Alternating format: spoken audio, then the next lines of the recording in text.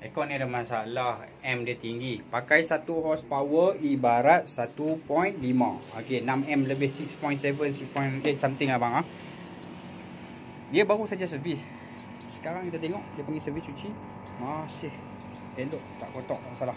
So kita buat betulan sekarang ni. Kita vacuum. Okey. Kita dah vacuum, kita dah pergi. Kita buang gas lama, kita masuk gas baru.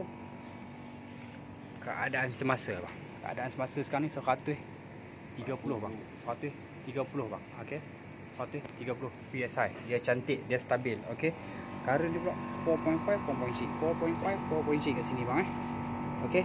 Dia standard factory setting. Okey. QC pass on the line dia macam tu juga. Okey. Kita tengok dalaman dia. Dalaman dia menyegarkan. Okey. Suhu sekarang setting hampir 12 bang.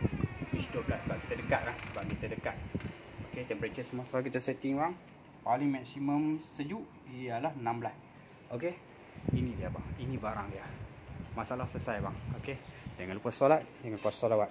Merancak berpahala Papa Raja. Ciao.